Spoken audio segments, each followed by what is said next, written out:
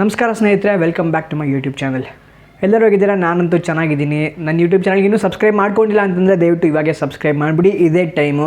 ಯಾಕೆಂದರೆ ಇವಾಗ ಆಲ್ರೆಡಿ ನೀವು ಈ ವೀಡಿಯೋ ನೋಡ್ತಾ ಇದ್ದೀರಾ ಅಂತಂದರೆ ನಿಮ್ಮ ಫೀಡಲ್ಲಿ ಬಂದಿರುತ್ತೆ. ಇನ್ನು ನೋಟಿಫಿಕೇಷನ್ ಬಂದಿಲ್ಲ ಈ ವಿಡಿಯೋಗೆ ಅಂತಂದರೆ ಇವಾಗೆ ಸಬ್ಸ್ಕ್ರೈಬ್ ಮಾಡಿ, ಬೆಲ್ ಐಕಾನನ್ನು ಪ್ರೆಸ್ ಮಾಡಿಬಿಡಿ. ನೆಕ್ಸ್ಟ್ ಟೈಮಿಂದ ಡೆಫಿನೆಟಾಗಿ ನಿಮಗೆ ನೋಟಿಫಿಕೇಷನ್ ಬರುತ್ತೆ ನಾನು ವೀಡಿಯೋ ಅಪ್ಲೋಡ್ ಮಾಡಿದಾಗೆಲ್ಲ. ನಾನಿವಾಗ ವೀಡಿಯೋ ಮಾಡಿರೋದು ಏನಕ್ಕೆ ಅಂತ ನಿಮಗೆಲ್ಲರಿಗೂ ಚೆನ್ನಾಗಿ ಗೊತ್ತು. ಯಾಕೆಂದರೆ ಇವತ್ತು ರಾಯಲ್ ರಂಬಲ್ ಅಂತಲೇ ಕರಿಬೇಕು. Royal Challengers Bengaluru versus Rajasthan Royals. ಈ ವರ್ಷ ಎರಡು ಟೀಮು ಚೆನ್ನಾಗಿ ಆಡ್ಕೊಂಡು ಬಂದಿದ್ದಾರೆ.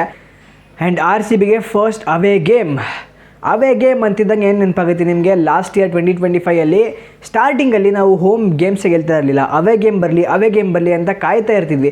ಯಾಕೆಂದರೆ ಅವೇಲಿ ಎಲ್ಲ ಮ್ಯಾಚು ಗೆದ್ದಿದ್ರು. 100% ಅವೇ ರೆಕಾರ್ಡ್ ಇಟ್ಕೊಂಡು ಗೆದ್ದಂತಹ ತಂಡ last year RCB. Champions with all away games wins with the check box ಅಂತಂದರೆ ಅದು ಲಾಸ್ಟ್ ಇಯರ್ RCB ಆಗಿತ್ತು. ಆ್ಯಂಡ್ ಈ ವರ್ಷ ಅದೇ defending champions first away game of the tournament ಆಡೋಕ್ಕೆ ಹೋಗ್ತಿದ್ದಾರೆ ರಾಜಸ್ಥಾನ್ ರಾಯಲ್ಸ್ನ ಹೋಮ್ ಗ್ರೌಂಡ್ ಆಗಿರುವಂತಹ ಗುವಾಹತಿನಲ್ಲಿ. ನಮ್ಮ ಬೆಂಗಳೂರು ಟೀಮ್ ನಮ್ಮೆಲ್ಲರಿಗೂ ಚೆನ್ನಾಗಿ ಗೊತ್ತಿದೆ. ಒಂದ್ಸಲ ರಾಜಸ್ಥಾನ್ ಟೀಮ್ನ ನೋಡ್ಬೋಣ ಹೇಗಿದೆ ಅಂತ. ನೀವೆಲ್ಲ IPL ನೋಡಿರ್ತೀರಾ, ಬಟ್ ಸ್ಟಿಲ್ ರಾಜಸ್ಥಾನ್ ರಾಯಲ್ಸ್ದು ಬ್ಯಾಟಿಂಗು ನನಗಿನ್ನ ತುಂಬ ಬ್ರಿಟಲ್ ಅನಿಸುತ್ತೆ. ಇನ್ನು ಅವ್ರ ಸ್ಟ್ರೆಂತ್ ಇರ್ಬೋದಾಗಿತ್ತು ಮಿಡ್ಲ್ ಆರ್ಡ್ರಲ್ಲಿ. ಇನ್ನೂ ಒಬ್ಬ ಮಿಡ್ಲ್ ಆರ್ಡರ್ ಬ್ಯಾಟ್ಸ್ಮನ್ ಚೆನ್ನಾಗಿರೋನು ಇದ್ದಿದ್ದರೆ ಡೆಫಿನೆಟ್ಲಿ ರಾಜಸ್ಥಾನ್ ರಾಯಲ್ಸ್ ತಂಡ ಬ್ರಿಟಲ್ ಅಂತ ಅನಿಸ್ತಾನೆ ಇರಲಿಲ್ಲ. ಯಾಕೆ ನನಗೆ ಬ್ರಿಟಲ್ ಅನಿಸುತ್ತೆ ಅಂದರೆ ಯಶಸ್ವಿ ಜೈಸ್ವಾಲ್ ಮತ್ತು ವೈಭವ್ ಸೂರ್ಯವಂಶಿ ಓಪನ್ ಮಾಡ್ತಾರೆ. ಅಫ್ಕೋರ್ಸ್ ಇವರಿಬ್ಬರೇ ಸಾಕು T20 ಓವರ್ಸ್ ಆಡ್ಕೊಂಡ್ಬಿಡೋಕ್ಕೆ ಅಂತ ಹೇಳಿದರೆ. ಯಶಸ್ವಿ ಜೈಸ್ವಾಲ್ ತುಂಬ ಒಳ್ಳೆಯ ಪ್ಲೇಯರು, T20ಲಿ ಎಸ್ಟಾಬ್ಲಿಷ್ಡ್ ಪ್ಲೇಯರ್, ಇವಾಗ ಇಂಡಿಯಾ ಕೂಡ ಆಡ್ತಾರೆ. ಆ್ಯಂಡ್ ವೈಭವ್ ಸೂರ್ಯವಂಶಿ ಈ 15 ವರ್ಷದ ಹುಡುಗನ ಬಗ್ಗೆ ಏನು ಹೇಳೋಣ. ನಾವು ಇಷ್ಟು ದಿನ ನೋಡ್ತಾ ಇದ್ವಿ, ಬೇರೆ ಟೀಮ್ಗಳ ಮೇಲೆ ಚೆನ್ನಾಗಿ ಆಡ್ತಿದ್ರು. ಈ ಒಬ್ಬ ಹುಡುಗ ಇದ್ದಾನೆ, ತುಂಬ ಚೆನ್ನಾಗಿ ಆಡ್ತಾನೆ ಅಂತ ಅಂದ್ಕೊತಿದ್ವಿ. ಆ್ಯಂಡ್ ಇವಾಗ ನಮಗೇನು ಸ್ಟಾರ್ಟಾಗಿ ಬರ್ತಾ ಇದ್ದಾನೆ ವೈಭವ್ ಸೂರ್ಯವಂಶಿ. ತುಂಬ ಒಳ್ಳೆಯ ಪ್ಲೇಯರು. ಮೊನ್ನೆ ಲಾಸ್ಟ್ ಮ್ಯಾಚಲ್ಲಿ ಹಾರ್ದಿಕ್ ಪಾಂಡ್ಯ ಅವರು ಕೂಡ ಹೊಗಳಿದ್ರು, ಈ ಥರ ಪ್ಲೇಯರ್ನ ನಾವು ನೋಡಿಲ್ಲ, ಮುಂದೆ ಇವನು ಏನಾಗ್ತಾನೋ ಗೊತ್ತಿಲ್ಲ. ಯಾಕೆಂದರೆ ಆ ಥರ ಟ್ಯಾಲೆಂಟ್ ಇದೆ. 15 ವರ್ಷಕ್ಕೆ ಯಾರು ರೌಲಿ ಈ ಸ್ಟೇಜ್ ಆಡೇ ಇರಲ್ಲ. Youngest player Vaibhav Suryavanshi. So ನಾಳೆ ಆಡ್ತಿರ್ತಾರೆ RCB ಅಗೇನ್ಸ್ಟು. ಸೊ ಬ್ಯಾಟಲ್ ನೋಡೋಣ ಮ್ಯಾಚಪ್ ಯಾರ ಅಗೇನ್ಸ್ಟ್ ತುಂಬಾ ಚೆನ್ನಾಗಿರುತ್ತೆ ವೈಭವ್ ಸೂರ್ಯವಂಶಿದು ಅಂತ. ಬಟ್ ಅದಕ್ಕೆ ಮುಂಚೆ ನೀವು ನೋಡಿದರೆ ನಂಬರ್ 3 ಧ್ರುವ್ ಜುರೇಲ್ ಆಡ್ಕೊಂಡ್ಬರ್ತೀರಿ, ವಿಕೆಟ್ ಕೀಪರ್ ಬ್ಯಾಟ್ಸ್ಮನ್ನು. ಅಸ್ಸಾಂನಿಂದ ಬರುವಂತಹ ನಮ್ಮ ರಿಯಾನ್ ಪರಾಗ್, ನಾಯಕ, Rajasthan Royals team captain. So ಅವ್ರು ಕ್ಯಾಪ್ಟನ್ ಆಗಿರೋದಕ್ಕೆ ಅದರ ಹಿಂದೆ ತುಂಬ ವಿಷಯಗಳಿದೆ ನಮಗೆ ಗೊತ್ತು. ರಿಯಾನ್ ಪರಾಗ್ ಯಾಕೆ ರಾಜಸ್ಥಾನ್ ರಾಯಲ್ಸ್ ಕ್ಯಾಪ್ಟನ್ ಅನ್ನೋದ್ರ ಹಿಂದೆ ತುಂಬ ವಿಷಯಗಳಿದೆ. ಗುವಾಹತಿ ಯಾಕೆ ರಾಜಸ್ಥಾನ್ ರಾಯಲ್ಸ್ನ ಸೆಕೆಂಡ್ ಹೋಮ್ ಅನ್ನೋದಕ್ಕೆ ಅದೇ ಕಾರಣನೇ ಹಂಗೆ ಡೆವಲಪ್ ಹಾಕ್ಕೊಂಡು ಬರುತ್ತೆ.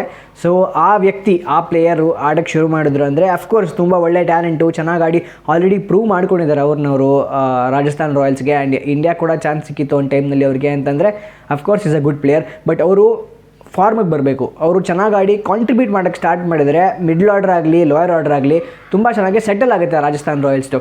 ಹೊಸದಾಗಿ ಬಂದಿರುವಂಥ ಇನ್ಕ್ಲೂಷನ್ ರವೀಂದ್ರ ಜಡೇಜಾ ಅವರು ಕೂಡ ಇದ್ದಾಗ ಫಿನಿಷಿಂಗ್ ಮಾಡೋದಕ್ಕೆ, ಆ್ಯಂಕರಿಂಗ್ ಮಾಡೋದಕ್ಕೂ ನಾವು ನೋಡಿದ್ದೀವಿ. Jadeja is a well known figure in international cricket. So Shimron Hetmyer ಕೂಡ ಇರೋದ್ರಿಂದ ತುಂಬಾ ಸ್ಟ್ರಾಂಗ್ ಆಗಿಬಿಡುತ್ತೆ ಅವ್ರ ಕೋರು. ಏನಕ್ಕೆ ನಾನು ರಿಯಾನ್ ಪರಾಗ್ ಅವ್ರು ಇಲ್ಲದೆ ಬ್ರಿಟಲ್ ಅಂತ ಕರೆದೆ ಅಂದರೆ, ಆ middle order batsman, Indian middle order ಅನ್ನೋ ಒಂದು ಫ್ಯಾಕ್ಟರ್ ಏನು ಬರುತ್ತೆ, ಇಷ್ಟು ವರ್ಷ RCBಗೆ ಕೊರತೆ ಇತ್ತಲ್ಲ, ಅದು ಕೊರತೆ ಬರುತ್ತೆ ರಾಜಸ್ಥಾನ್ ರಾಯಲ್ಸ್ಗೆ. ಅದು ಬಿಟ್ಟರೆ they are a very good team. ಇನ್ನು ರಾಜಸ್ಥಾನ ಬೌಲಿಂಗ್ ನೋಡಿದ್ವಿ ಅಂತಂದರೆ ಸ್ವಲ್ಪ ಆ ಕಡೆ ಈ ಕಡೆ ಟೆನ್ಷನ್ ಆಗುತ್ತೆ. ಯಾಕೆಂದರೆ ಲಾಸ್ಟ್ ಮ್ಯಾಚು ಎಂಥ ಡಿಫೆಂಡಿಂಗು, ಎಂಥ ಕೂಲ್ ಹೆಡ್ಡು, ಅಪ್ರಿಷಿಯೇಟ್ ಮಾಡಲೇಬೇಕು. ಡ್ವೇನ್ ಬ್ರಾವೋ ಅಂತಹ ಒಬ್ಬ ಮೆಂಟರ್ನಿಂದ ಕಲ್ತ್ಕೊಂಡಂತಹ ತುಷಾರ್ ದೇಶಪಾಂಡೆ, CSK ಕೂಡ ಆಡ್ತಿದ್ರು ಮುಂಚೆ, ಅವಾಗೇ ಡ್ವೇನ್ ಬ್ರಾವೋ ಅವ್ರ ಜೊತೆ ಕೋಚಿಂಗ್ ಸಿಕ್ಕಿರುತ್ತೆ. ಸೊ ರಾಜಸ್ಥಾನ್ ರಾಯಲ್ಸ್ಗೆ ಲಾಸ್ಟ್ ಮ್ಯಾಚಲ್ಲಿ ಎಂಥ ಒಳ್ಳೆ ಡಿಫೆಂಡ್ ಮಾಡಿದ್ರು ಅಂತಂದರೆ, Mumbai Indians against rain hit match ಅದು, ಅದರಲ್ಲಿ ಲಾಸ್ಟ್ ಓವರಲ್ಲಿ ಸಿಕ್ಕಾಪಟ್ಟೆ ಚೆನ್ನಾಗಿ ಡಿಫೆಂಡ್ ಮಾಡಿದ್ರು ತುಷಾರ್ ದೇಶಪಾಂಡೆ. ಆ್ಯಂಡ್ ಅದರಿಂದ ಬೌಲಿಂಗ್ ಲೈನ್ ಕೋರ್ ಏನಿದೆ ರಾಜಸ್ಥಾನ್ ರಾಯಲ್ಸ್ದು ತುಂಬಾ ಇನ್ಕ್ರೀಸ್ ಆಗುತ್ತೆ. ನಾಂದ್ರೆ ಬರ್ಗರ್ ಮತ್ತು Jofra archer premium fast bowlers ಆಗಿರ್ತಾರೆ, ಫಾರಿನ್ ಫಾಸ್ಟ್ ಬೌಲರ್ಸ್ ಆಗಿರ್ತಾರೆ ರಾಜಸ್ಥಾನ್ದು. ಆ್ಯಂಡ್ ರವಿ ಬಿಷ್ಣೋಯ್ ಒಬ್ಬ ಸ್ಪಿನ್ನರು, ಜಡೇಜಾ ಇರ್ತಾರೆ, ಅವ್ರಿಗೆ ಡೆಫಿನೆಟ್ಲಿ 4 ಓವರ್ ಕೊಡೋದಕ್ಕೆ, 4 ಸಾಲಿಡ್ ಓವರ್ ಕೊಡೋದಕ್ಕೆ ಕ್ವಿಕ್ಕಾಗಿ. ಸೊ ರಾಜಸ್ಥಾನ್ ರಾಯಲ್ಸ್ ಟೀಮ್ ನೋಡೋಕೆ ಹೋದರೆ ತುಂಬಾ ಚೆನ್ನಾಗಿದೆ. ಆ್ಯಂಡ್ ಚೆನ್ನಾಗಿ ಕೂಡ ಆಡ್ಕೊಂಡು ಬರ್ತಿದ್ದಾರೆ, ಒಳ್ಳೆ ಸ್ಟಾರ್ಟ್ ತೊಗೊಂಬಂದಿದ್ದಾರೆ ಟೂರ್ನಮೆಂಟಲ್ಲಿ. ಸೊ RCBಗೊಂದು ಟಫ್ ಮ್ಯಾಚ್, ಟಫ್ ಚಾಲೆಂಜ್ ಇದು. ಯಾಕೆಂದರೆ ಫಸ್ಟ್ ಅವೇ ಗೇಮ್ ಮತ್ತು ಅದು Rajasthan Royals against table toppers ಮೇಲೆ ಬರ್ತಿದೆ ಅಂದರೆ ಚಾಂಪಿಯನ್ಸ್ ಅಥವಾ ಟಾಪರ್ಸ್ ಒಳ್ಳೆ ಕಾಂಪಿಟೇಷನ್ ಇರಬೇಕು ಅಂತಾರೆ ಗೊತ್ತಾ. ಸೊ ಈ ಟಾಪರ್ ಆಗಿರುವಂತಹ ಡಿಫೆಂಡಿಂಗ್ ಚಾಂಪಿಯನ್ಸ್ ರಾಯಲ್ ಚಾಲೆಂಜರ್ಸ್ ಬೆಂಗಳೂರಿಗೆ ಒಳ್ಳೆ ಚಾಲೆಂಜು ಕಾಯ್ತಾ ಇದೆ. ಇನ್ನು ಬೆಂಗಳೂರು ಟೀಮ್ ನೋಡಿದ್ರೆ ಅಲ್ಲೇನು ಚೇಂಜಸ್ ನನಗೇನು ಬೇಕು ಅಂತ ಕಾಣಲ್ಲ. 2 ಮ್ಯಾಚ್ ಆಡಿ 2 ಚೆನ್ನಾಗಿ ಗೆದ್ದಿದ್ದಾರೆ.